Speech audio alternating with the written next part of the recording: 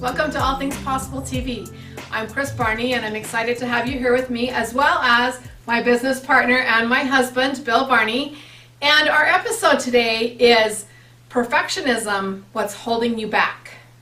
And I did give you a little teaser in the last episode, if you've watched the last couple of episodes, about how we were going to go into perfectionism and how big of a piece that is in our life and how that can control us and create a lot of pain in our life and a lot of things to not maybe go as good as we think they are going when we're a perfectionist.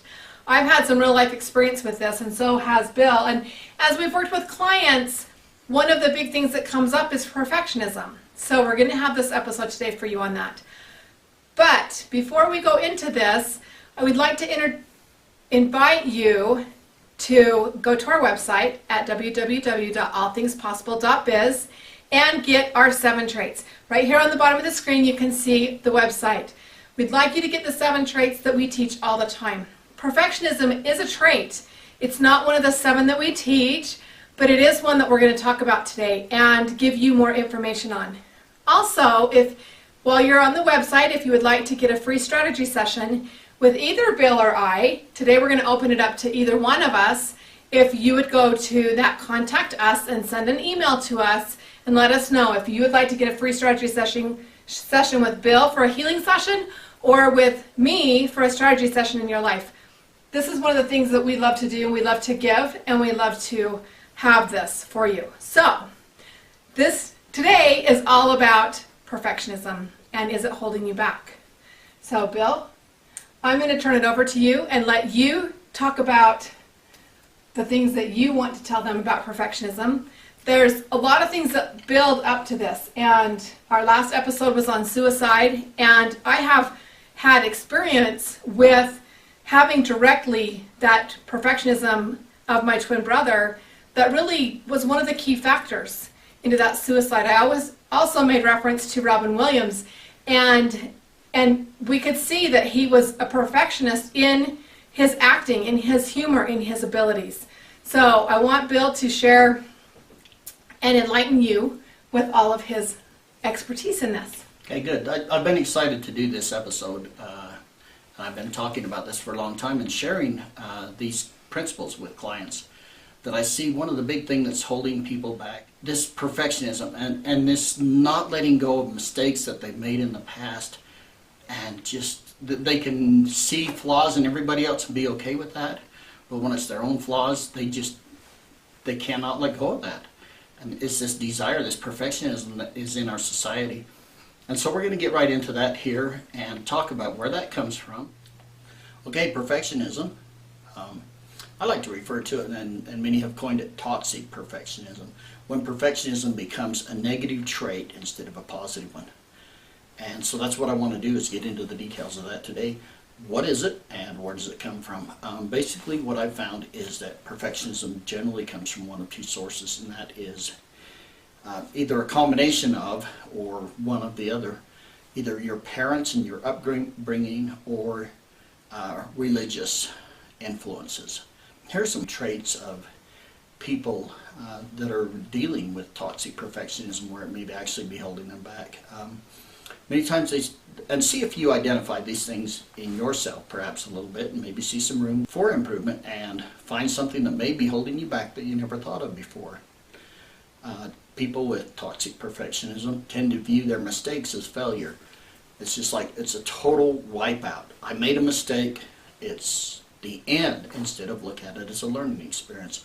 Another one is people set overly high personal standards. It's a great thing to have personal high standards, but when they're just way too high, that's another problem with this, is we set our expectations way too high and they're unachievable. Sometimes we feel like our parents are setting very high goals for us, and we have very high parental expectations. You know, that when you come home with a report card, and your parents put a lot more emphasis on the 1B minus that you get, and don't even talk about the 5 or 6 A's, straight A's that you got. That can tend to set a thing in our hearts and in our psyche about having to reach perfect. It has to be perfect to be good enough. So it can come from that too. And maybe your parents were very critical and you never felt like you could live up to your parents' standards. Nobody will ever be good enough for my child, or nothing is too good for my child. And also another aspect of this is people tend to doubt their own personal ability to accomplish tasks. It's like, I can never do that, because if it's not perfect, it's not done. And so they can't reach that level of perfectionism, and they feel like, well, it's not attainable. And also they can tend to place too much importance on organization and order, and that can also stall people from actually getting in and getting things done. Is too much planning. All of that can be good, but when it's taken to an excess, it can actually be a stumbling block and something that keeps you from moving forward in life. It leads to a fear of failure, and then a fear of making mistakes, and it's very fear-based, and then fear of disapproval. And people get in this and they self-destruct into a spiral, just like circling the drain. We talked about the emotional spiral. But they tend to get into a spiral where first they go up here and they set unreachable goals. Of course they can't reach them, they fail to achieve the goals. Then they become depressed and lethargic, and they have less energy, and then this deep sense of failure sets in, and with that comes a low self-esteem and a high self-blame, and it's just like circling the drain until it can suck them under, as we talked about with suicide. We've seen many of those traits with Kris's brother, that he had such a sense of perfectionism that when he didn't reach to his own expectations, he felt like a failure, and it just spiraled him on down, among with other things that were going on. There's nothing wrong with setting high standards and having reachable goals that you can reach with effort. It's good to do that, but it's about being okay with yourself and saying, you know what, that was a mistake. I can live with that. I can learn from it. It's not the end of the world, and that's what we'd like to reach into. I think so. If you identify that you have those traits, or that you are struggling with some of these things, how do you get out of that? Where do you go from there? And that's what I'd like to talk to you about. First, I want to go into the Bible stuff. And if you start freaking out right now, settle down. It's going to be okay. You may not feel an affinity for the Bible or believe in it, but there's a good chance that your parents or your ancestors did. And that heritage and that belief has been passed down, whether you're conscious of it or not, to part of your upbringing through your parents. May not have ever stepped foot inside of a church, but these deeply ingrained beliefs of perfectionism and being perfect. And a lot of that, I think, comes from a misinterpreted passage in the Bible. So I'd like to get into that. If it's not your cup of tea, I just want you to understand that if you didn't get it through your heritage, that a lot of times, a lot of our society is based in that thought process. And I want you to understand where that comes from, and talk about that a little bit, and talk to you about what I feel God really expected from us and what was said there. So let's get right into that. First of all, the New Testament was originally written in Greek. Christ spoke Aramaic, which is a language very closely related to Hebrew. But when they wrote the first copies of the New Testament was written, that was written in Greek. It wasn't until almost just 400 years ago that the Bible was first translated into English. They read it in Latin and other languages for many years, but then it was translated into English. And many of the words don't go from one language to another with the exact same meaning. The meaning of the word that Christ used, let's go to the passage first. Matthew 5:48, chapter 5, verse 48. And Christ is speaking to his disciple, and he's speaking to he's not speaking to the common folk as much here as some of his closest followers. And he says to them, "Be ye therefore perfect, even as our Father which is in heaven is perfect." Now, perfect means one thing to us: without blemish, this is the mark. This is as high as you can go. Perfect, no blemish, no anything. And we try to reach that perfection, and we fail. None of us can be perfect at everything. We may be perfect at a few things. And then we get well-meaning people that give sermons or talks or talk about, oh, we need to become perfect. And we get this deep sense of failure, like that we can never measure up. And I think that's a lot of what's gone on in our society and in this Christian-based society that formed this country of the United States. And it's come from this, "Be ye therefore perfect." So I want you to understand a little bit about that. Again, the Bible wasn't translated into English until 400 years ago. The Greek word that Christ used, or the translation of the word that Christ used was teleos, okay? And that means to be complete, finished, fully developed, or mature, in the sense that something has grown into what it was intended to be. There's another Greek word for sinless, and that is omertatos. And Jesus did not use that word. He used the word teleos. All right?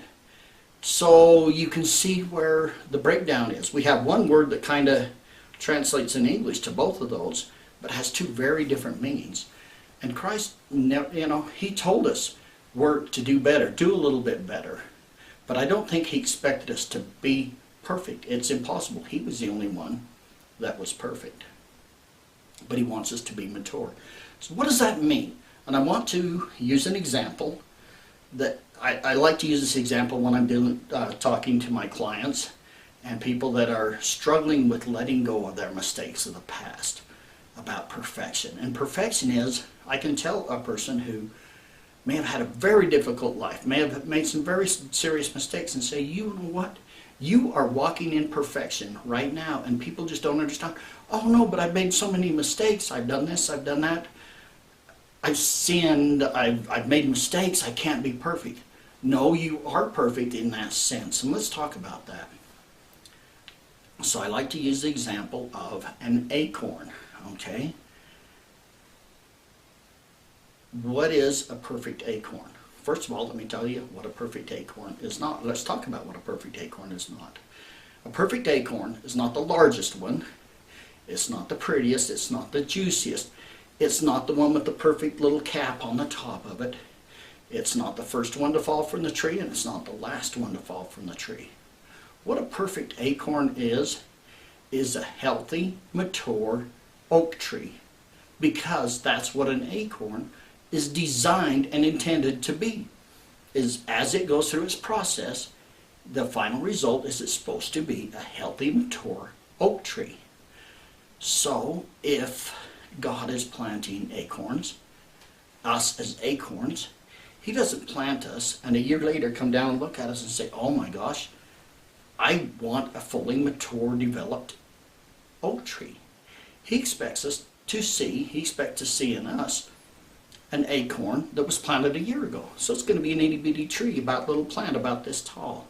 And if he comes back in 5 years, it's going to be whatever tall. I don't know how fast your acorn trees grow where you are, but he does not expect, because it hasn't had the time to develop, and we haven't. We need time to develop. Also, as a gardener, if I were to go out and plant an acorn or plant a tree, there's so many things I need to consider. What purpose do I want this tree? Why am I planting this tree? Do I want it to prevent erosion? So I plant a tree with a lot of strong roots. Do I want this tree to be a windscreen or even a sight screen, a visibility screen? Do I want this tree to provide fruit? What kind of fruit do I want? Do I want nuts? Do I want cherries, apricots, peaches, apples? What have you? What do I want in this tree? And where am I going to plant it? The planting is also very, very important. So where will I plant it? Is it going to get a lot of water? Is it going to get a lot of sun? And I have my own purpose. And each tree is very different from the other, and I will plant them in different places. And if we look at that and think about perhaps God's intent with us. And again, if you're not a church-going Bible study in person, that's fine. I want you to understand the psyche of our society. This is what much of it was based on.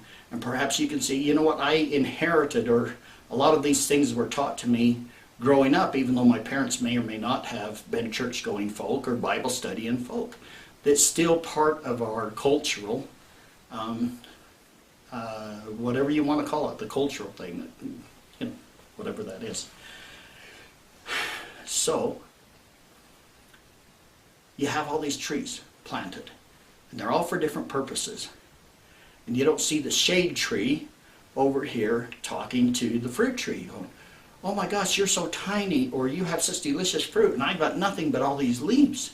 They each have these purposes, and yet how often do we find ourselves comparing ourselves to our neighbor without ever stopping to consider that God may have had a very different idea in mind of what He wants us to be, what He wants us to be fully developed into. We're not all to be fully developed into the exact same cookie cutter pattern of a fully developed acorn tree, so to speak. God has a very distinct purpose for each one of us. And yet we compare ourselves to other people. At the same time, if I take and plant a tree, it's like I want this tree to be totally natural. And so I plant it out where it's not going to get irrigation. It's going to depend on rainfall and just the natural elements for its fertilizer, for the water it gets. I don't expect that tree to grow as fast as one that was started inside of a greenhouse, for example, and then transplanted to the perfect spot with all the great watering and fertilizer and such. They're going to look very different. And yet I don't go and judge a tree that maybe I planted or that was planted out in the wilderness, out in the woods. I don't judge it the same as a nursery planted tree. I say, you know what, for this tree out here in the woods on the side of the mountain, it's mature, it is doing well, it is teleos, it's perfect for the environment that it's in. If this tree went through several years of drought, do I expect it to look the same? No. What if it was on the side of a mountain and during the winter a large avalanche came down and bent all the trees over? And I come back and I check that tree and it's all bent over and, you know, almost broken, and it's not doing very well, it's not very healthy. Do I blame the tree and say, you should be standing up tall and have all perfect branches and great symmetry? No, I say, you know what, this tree is doing the best it can with what it has and with the environment that it's in. This is a perfect tree, all bent over and struggling to stay alive. I live in Harriman, Utah. The last few years, we had some serious mountain fires out here, and 2 years ago, we had a real fire that come raging down through and actually took out a couple homes in our neighborhood. There's a lot of what we call scrub oak around here. It's little oak trees that maybe grow the yay high, a little bit higher at times, but it takes years and years to grow, and that's as high as they get, maybe 10, 12 feet when they're fully mature. Well, that was 2 years ago. Last year, the year after the fire, I took a ride on my ATV up through the mountains around my house here, up through this area that was burned, and it was so sad to see all these oak trees, this scrub oak, that was just burned stalks sticking up out of the ground, you know, 6, 8, 10 feet, whatever it was, and see them absolutely dead and nothing on them. But as I got closer to them and examined and started walking through them, down on the ground, very small, I see little leaves and little branches sprouting up right out of the ground, right out of the base of the trunk of that old tree. The tree that had been burned. Do I blame that tree for only having leaves this tall after being there for years and years and years on the mountain? Absolutely not. That tree is perfect. It's been through a fire, and still it continues to live, to struggle, to try to move forward. And I believe this is what God had in mind for us. That regardless of our circumstance, that we're always on the path, that we're trying to do a little bit better, to be a little bit more, to each day be a little bit better than we were yesterday. But yet we put this expectation on ourselves that we need to be perfect right now and never make a mistake and be a fully grown tree. That's unreasonable when you think about it in that light. And I think it would be unreasonable, and I don't believe that God expected us to be perfect from one instance to the next. We're not designed that way. That's the whole purpose for Jesus Christ, from the religious standpoint. So, that's what I wanted to explain to you today.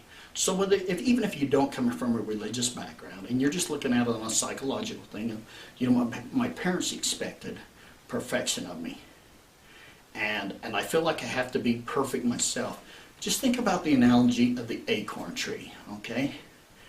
What an acorn tree? An oak. Think about an analogy of an oak tree. What is that expected to be? What conditions has it been? Or perhaps we're a different kind of seed, a different kind of tree. Okay, we don't all have to be the same. Let's quit comparing ourselves to other people.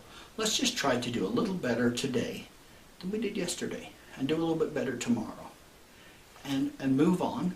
And if we make a mistake, it's okay. It's something to learn. Gosh, now we know, hopefully, what not to do again. It's not the end of the world. We can still keep going on and on. That's my hope, and that's the information that I have for you today. I hope that you'll use it. I hope that it helps you. If you would like more information about this, first off, go to our website, www.allthingspossible.biz, right here at the bottom of the screen, and sign up for the free 7 traits to having all things possible in your life. There is some great information there. Really good, valuable stuff. I hope that you'll get that and go through that. Also, if you would like, email Kris, where it says contact us. Go to that and say that you would like a free strategy session, either with Kris or with myself as an energy healer. And that's a broad term, but to remove emotional blockages, find things that are holding you from moving forward. And we'd love to offer you a free strategy session to talk about what we can possibly do to help you with that. Thanks for visiting us today. Thanks for coming to All Things Possible TV. I hope that you'll tune in again and check out our other episodes that we have recorded previously. There's lots and lots of really good stuff, good information on each one, and we share that with you, hoping to bless your life as this information has blessed ours as we have learned these things. Thanks for coming. Have a good day, and we'll see you next week.